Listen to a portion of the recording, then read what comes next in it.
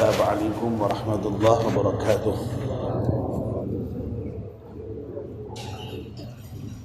Bismillahirrahmanirrahim. Alhamdulillahirabbil alamin. Wassalatu wassalamu ala asyrafil mursalin sayyidina wa maulana Muhammad wa ala alihi wa sahbihi ajma'in. Ibu-ibu, bapak-bapak dan saudara sekalian, alhamdulillah pagi ini kita bisa bertemu kembali untuk melakukan kajian subuh. Setelah beberapa hari ini saya tidak sehat, dan mari kita buka kajian subuh kita dengan berdoa bersama-sama. Bismillahirrahmanirrahim.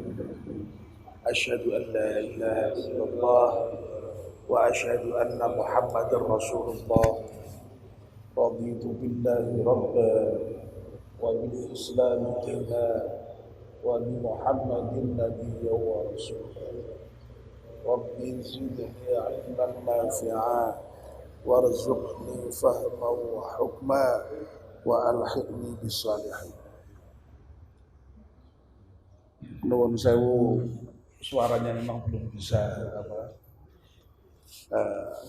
los begitu. Ini ditambah ini besar. Bapak dan Ibu, kita masih mengkaji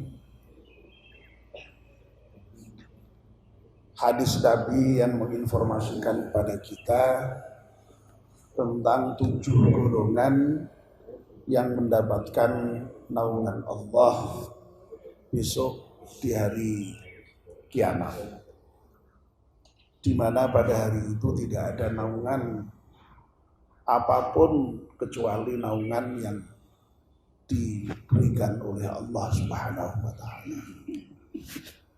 Sudah ada 2 yang kita bahas, yaitu imam yang adil, imamun adilun.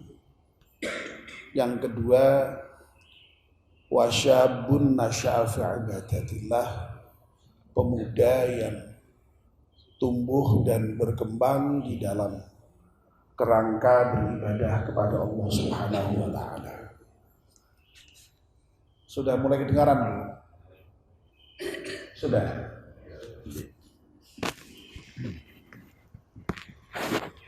Nah, yang kita bahas ini yang ketiga, orang yang hatinya bergantung pada masjid. Wa rajulun qalbuhu mu'allaqum bil masajid. Ibu-ibu dan bapak-bapak yang dimuliakan Allah Subhanahu wa taala, orang yang hatinya bergantung dengan masjid itu bukan makna sesungguhnya, tentu saja. Bukan kok lalu hatinya dicopot digantung kening masjid ya orang. Ini makna kiasan. Maksudnya apa? Ya maksudnya orang yang hatinya senantiasa rindu dengan masjid, orang yang hatinya senantiasa berada dalam masjid.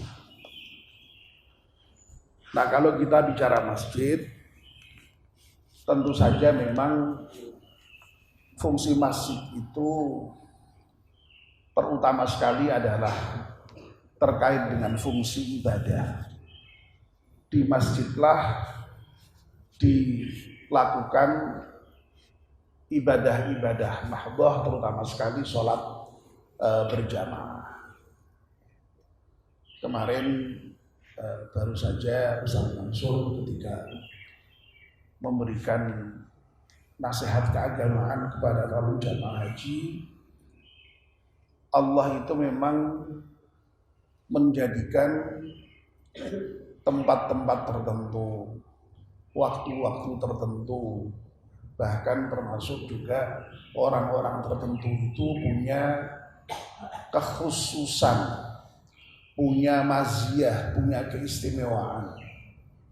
Nah, di antara tempat yang diistimewakan oleh Allah Subhanahu wa taala adalah masjid itu. Nah, tentu saja orang yang hatinya bergantung dengan masjid itu setidak-tidaknya adalah ketika ada panggilan untuk beribadah kepada Allah Subhanahu wa taala dengan suara azan itu, lalu ya kemudian merasa dengan sangat senang hati pergi ke masjid, sehingga lalu kemudian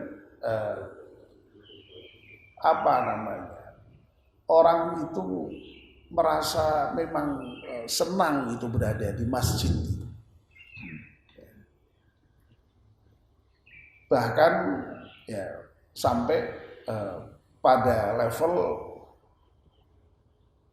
menunggu antara waktu dengan waktu yang lain, ya. Itu sangat utama tentu saja, dan itu kemudian bisa diisi dengan berbagai macam kegiatan yang bermanfaat, termasuk taklim, termasuk baca Quran, dan seterusnya dan seterusnya. Nah, ini itu yang bisa dikategorikan sebagai orang yang hatinya rindu dengan masjid itu. Tetapi tentu saja tidak hanya terkait dengan persoalan ibadah sholat. Karena apa? Karena memang yang namanya masjid itu fungsinya tidak hanya untuk beribadah saja. Kalau kita mengacu kepada fungsi masjid yang ada pada zaman Rasulullah SAW, itu masjid multifungsi, tidak hanya untuk beribadah, tetapi juga untuk dakwah, untuk pendidikan, untuk bermusyawarah, untuk bahkan latihan perang, untuk penginapan, macam-macam, untuk kegiatan-kegiatan sosial. Nah, tentu saja memang dengan seiring berjalannya waktu, ya masjid itu kemudian mengalami perkembangan, ya, yang kemudian perkembangannya nampaknya lebih khusus terkait dengan persoalan ibadah. Kalau toh masjid itu lalu kemudian ingin difungsikan kembali kepada fungsi-fungsi pada masa Rasulullah SAW, tentu saja tidak kemudian lalu di masjidnya itu sendiri. Kemudian dibuatlah semacam perluasan-perluasan, ya, fungsi pendidikan bisa dilakukan di madrasah, di sekolah yang dibangun di sekitar masjid. Fungsi penginapan, ya tidak kemudian menginap di masjidnya, ya dibangunkan tempat khusus untuk penginapan, ya, dan seterusnya. Untuk olahraga, ya bukan olahraga yang di masjid, ya dibangunkan tempat olahraga di sekitar masjid, dan seterusnya. Itu masih difungsikan. Ya. Tetapi fungsi dakwah termasuk fungsi pendidikan yang masih melekat saya kira di masjid. Lalu fungsi sosial, ibadah yang lain, ibadah seperti zakat, itu masih bisa di-manage di masjid. Nah, sehingga kalau kita tadi menjadikan supaya hati kita itu bergantung kepada masjid, sekali lagi tidak hanya terkait dengan persoalan ibadah mahdoh khususnya sholat yang 5 waktu, tetapi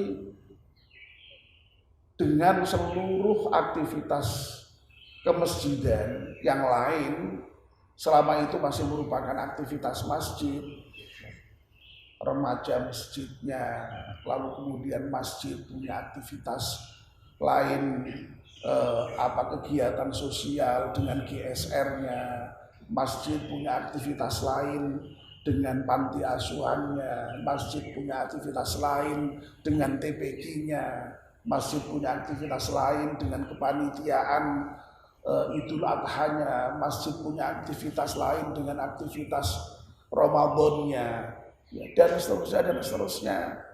Ya, itu juga menuntut kita untuk mau terlibat dengan persoalan-persoalan kemesjidan. Tidak hanya persoalan-persoalan ibadahnya, ada masjid, ada kurang apa, kita kemudian punya care, punya kepedulian untuk memperbaikinya. Ini semua merupakan bagian yang menjadikan hati kita itu bertaut dengan masjid. Hati kita punya kepedulian dengan masjid itu tadi.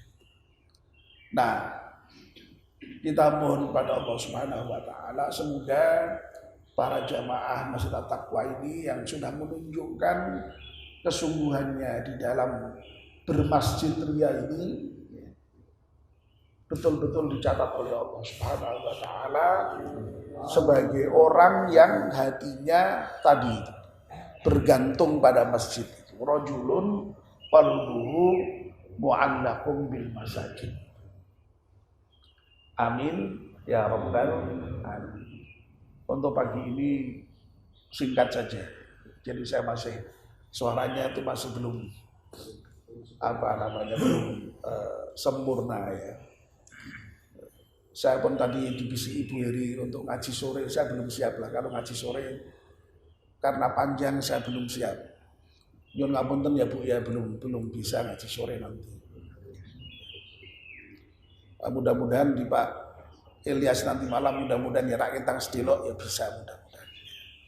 Kalau ngaji sore kan berjam-jam itu ya, dari mulai jam 4:30 sampai maghrib agak lama. Kalau ngaji begini kan semau kita. Ngaji di Pak Ilyas nanti malam ya secukupnya lah. Mudah-mudahan bisa. Terima kasih atas perhatiannya. Mari kita tutup dengan doa kafatul majlis. Bismillahirrahmanirrahim. Wal'asr innal insana lafi khusr illa alladhina amanu wa 'amilus shalihati wa tawassaw bil haqqi wa tawassaw bis sabr.